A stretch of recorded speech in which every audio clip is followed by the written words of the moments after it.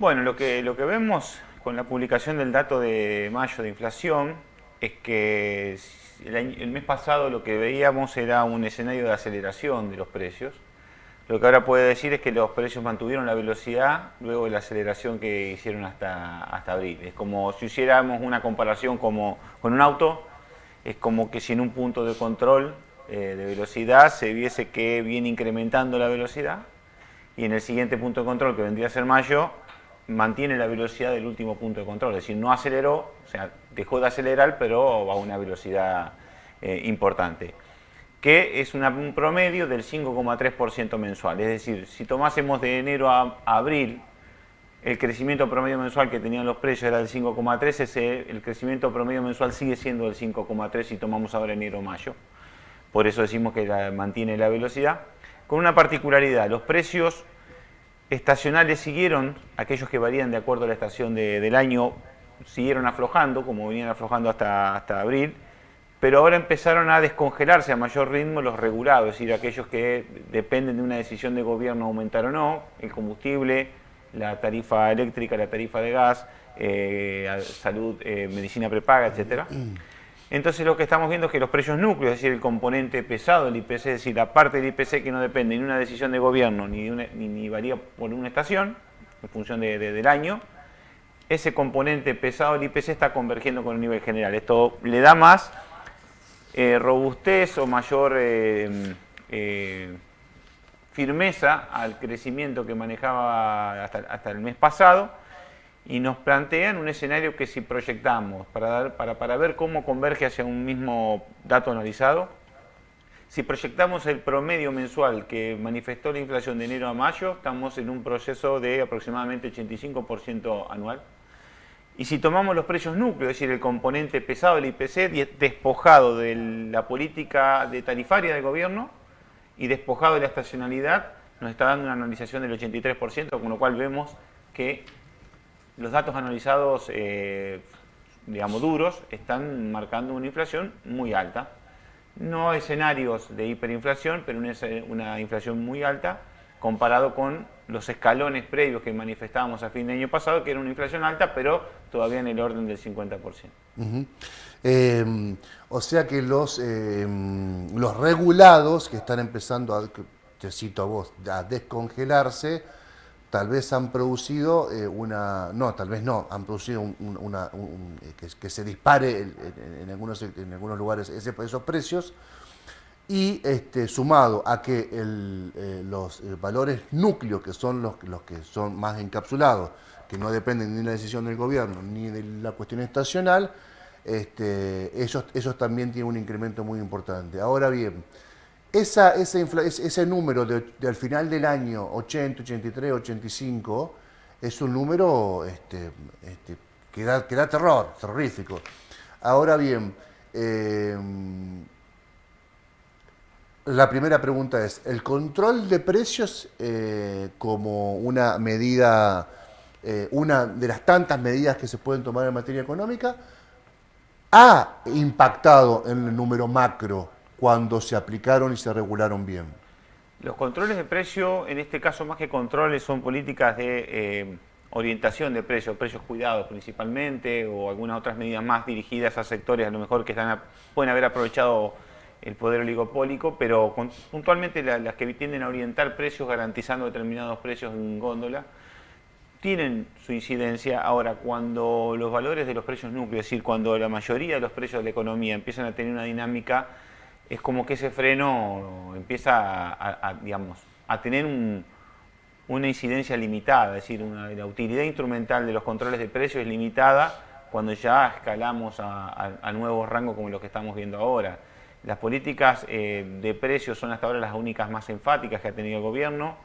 La que apunta a lo monetario, lo discursivo va por un lado, pero la política va por otro, y lo fiscal, claramente, mientras que por un lado está retirando los subsidios y de alguna manera, más lentamente de lo que había comprometido con el Fondo Monetario Internacional, pero lo está haciendo decididamente, que es retirar los subsidios y por lo tanto elevar las tarifas, ha sido el que más ha explicado el salto de precios. Creo que aquí el componente fiscal y el componente monetario es mayoritario, y el efecto que ha podido contener a través del control de precios ha sido minoritario.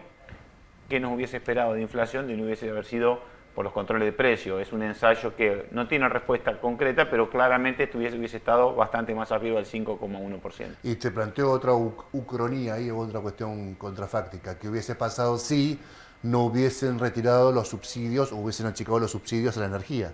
¿Cómo hubiese impactado eso en los costos? Bueno, eso tiene dos incidencias. Por un lado hubiese sido, en forma directa, el incremento de precios hubiese sido menor. Ahora bien, las expectativas desde el punto de vista fiscal, porque el agujero fiscal se hubiese agrandado mucho más si no se hubiesen retirado los subsidios, por tal el componente en las expectativas también hubiese operado en otro sentido. Por si se entiende, si no se hubiesen retirado los subsidios, el impacto en las tarifas, el descongelamiento de los regulados hubiese sido menor, pero al mismo tiempo el agujero fiscal hubiese sido mayor y eso para otra parte de la economía también genera, sobre todo en las expectativas, también genera un efecto, en ese caso, inflacionario. Con lo cual, no creo que se compensen y si no, de no hubiese trasladado ese incremento a las tarifas, seguramente hubiésemos tenido menores niveles de inflación, pero no tanto como por el impacto directo de ese aumento de tarifas, sino que al mismo tiempo el componente de expectativas hubiese estado más presente de lo que está ahora, que digamos, sigue estando y en rango ya del 80% anual, son mucho más preocupantes porque la posibilidad de la política, esto es una cuestión elemental, las posibilidades de la política de frenar la inflación son inversamente proporcionales al nivel de la inflación. Eso es un dato que cualquiera que de alguna forma tiene a cargo la política macroeconómica lo tiene claro. Ese es un tema que sí hay que tener en cuenta. Estamos lejos de un escenario de hiper todavía, pero es cierto que la potencialidad o la efectividad de los instrumentos de política económica disminuye cuando los niveles inflacionarios son más altos. Te pregunto esto, en la primera gestión de Néstor Kirchner, post intervención del INDEC, que era muy trucho el dato que se aportaba frecuentemente, había un nivel de aceptación de que la inflación era 25, 28, 30, y ahí, a partir de ahí discutíamos a pesar de que el INDEC decía que era del 10, del 8, del 9, pero a partir de la inflación real había una discusión salarial también sincera, ¿no?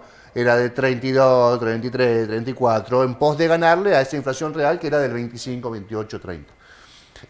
¿Ves la posibilidad de un escenario en la cual, por lo menos en este contexto mundial, se pueda sostener y bancar una inflación de 60, 65, 70, pero al mismo tiempo llevar una paritaria, una cuestión salarial que la supere? ¿O es inviable? ¿O es una bomba de tiempo? Coordinar, a veces le llaman coordinación de expectativas o resolver las pujas distributivas y lo que tiene que ver el crecimiento de la economía con niveles de inflación del rango de entre el 10 o el 30% es una cosa. Cuando el nivel inflacionario es mayor, empiezan a pasar otros efectos mucho más complicados. La distorsión de precios relativos aumenta a mayor nivel inflacionario. Es decir, ¿qué significa la distorsión de precios relativos? Es decir, cuánto varía un precio respecto del otro. Y cuando estoy hablando de precio relativo, también los salarios se incluyen ahí, aunque a lo mejor posiblemente al sector sindical no le gusta que se use ese término, pero el tipo de cambio es un precio, el salario es un precio. Entonces, las distorsiones de precios relativos aumentan a mayor nivel inflacionario. Eso produce en la economía muchas distorsiones, principalmente en las tomas de decisiones empresarias. Y con lo cual la apuesta a invertir inclusive en capital de trabajo para crecer disminuye. Con lo cual eso es un efecto y al mismo tiempo las diferencias entre lo que son las expectativas a la hora de negociar salarios y la inflación y los precios y los salarios y el tipo de cambio también comienzan a desacoplarse mucho más. Con lo cual creo que acá lo que se va a pagar es con menor actividad. Es decir, si en un escenario de un 30%, como había en esos tiempos, se podía lograr un crecimiento de un 3-4%, creo que con un 60-70% de inflación es más difícil crecer. Es decir, yo creo que aquí no estamos que viene un escenario preocupante de si esto puede tener una situación más disruptiva por el lado de precios.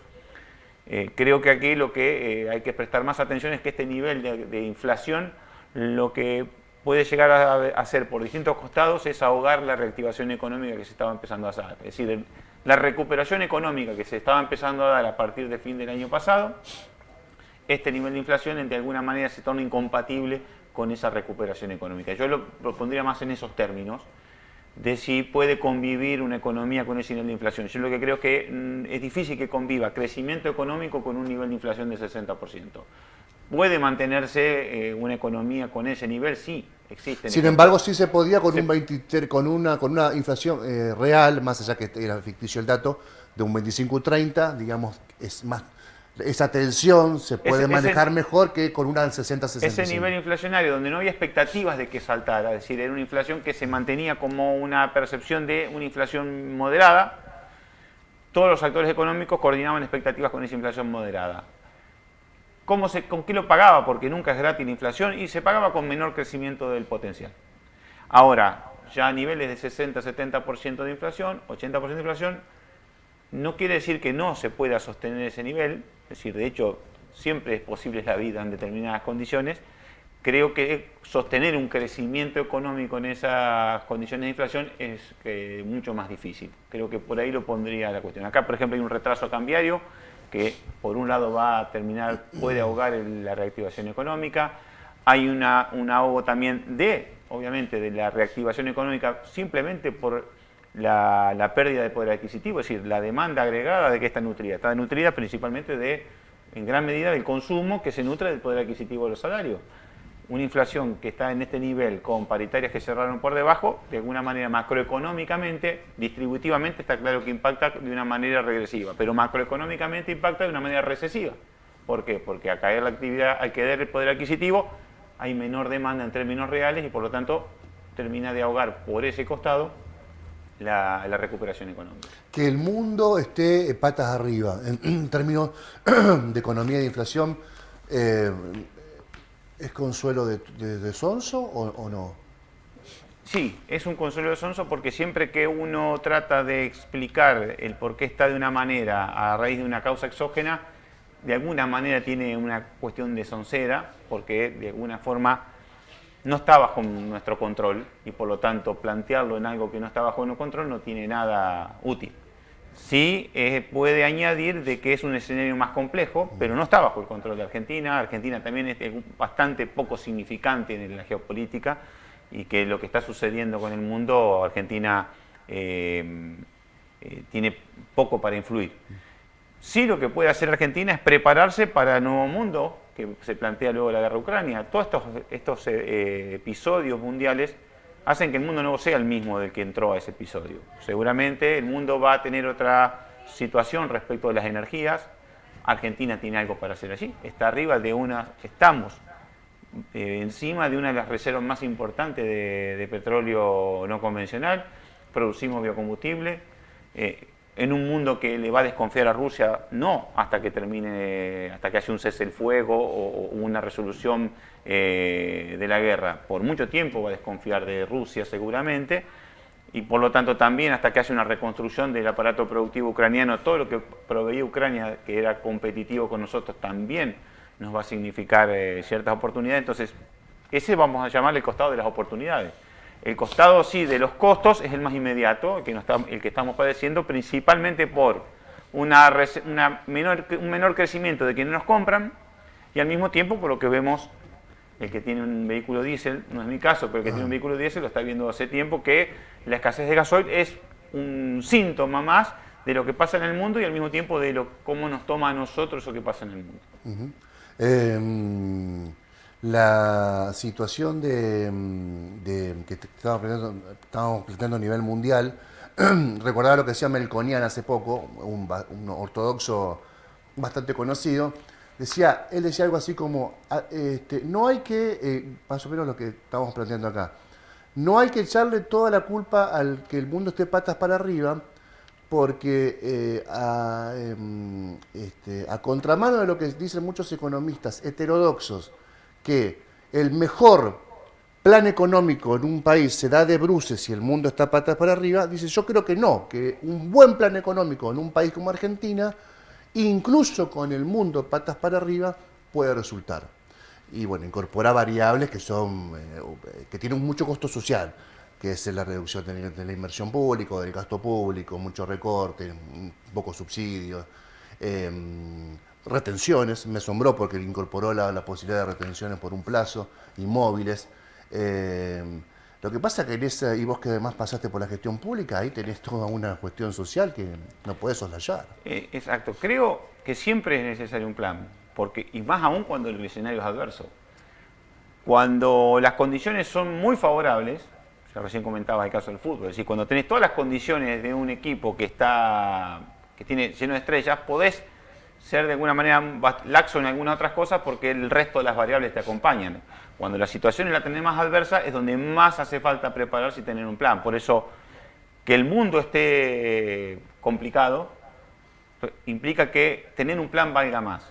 Eso digamos, por un lado. Siempre, cuanto más adversidad, más importante es tener un plan.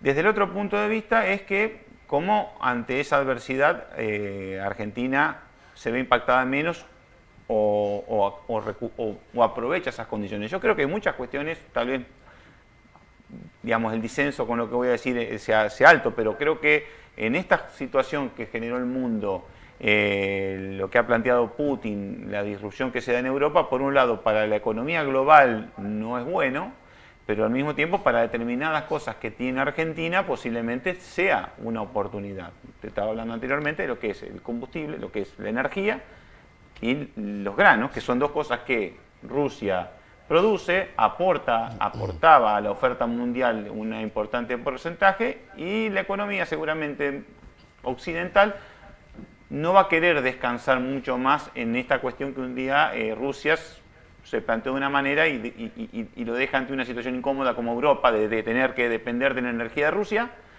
y al mismo tiempo tener que ceder con Rusia o no, porque depende de su energía. Europa tiene varios traumas con estas cosas. Entonces creo que desde ahí Argentina puede aprovechar. Ahora, aprovechar teniendo mínimamente reglas claras, porque claramente tenemos una limitación, sobre todo en capital y tecnología, que tenemos que incorporar inteligentemente para poder aprovechar esas condiciones, y para poder aprovecharlo se requiere mínimamente. Y esto, a ver, me voy a Bolivia de Evo Morales. Bolivia de Morales, pero en el buen sentido lo planteo, que Bolivia de Evo Morales lo que hizo para poder crecer sin resignar sus propias banderas de Evo Morales fue darle reglas claras al capitalismo para que vaya a invertir en esas condiciones en Bolivia, y se respetaron y Bolivia creció, y el plan de Evo Morales en Bolivia se llevó adelante y generó una mejor distribución del ingreso. Entonces, no estoy acá planteando el sinónimo de que reglas claras implica darle la subordinación de los sectores populares al capital.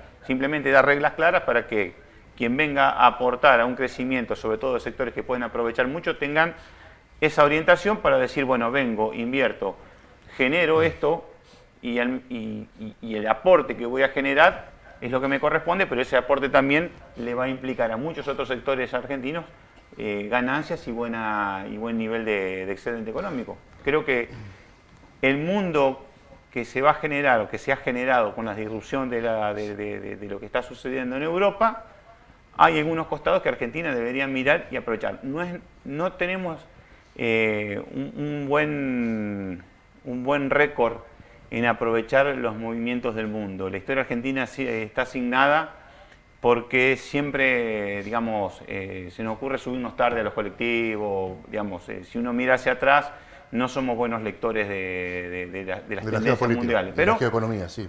Algunas veces digamos, tenemos que aprovecharlo. Y vuelvo a un concepto anterior. Seguramente cuando el mundo tenía mucho viento a favor, yéndonos a una década y media atrás, cuando el mundo tenía mucho viento a favor, nos podíamos dar el lujo de tener algunos desacomodamientos internos, porque ese viento a favor disimulaba los errores propios. Cuando deja de estar ese viento a favor, es cuanto más necesitamos organizarnos y tener un plan. Esa tal vez es la diferencia que se puede explicar de lo que hacías la comparación anteriormente con inflación de otros tiempos, con una inflación del 30%, pero eran otros tiempos también donde había un mundo que empujaba distinto. Sí. El proyecto de Evo terminó con un pago, un doble aguinaldo al sector público y privado.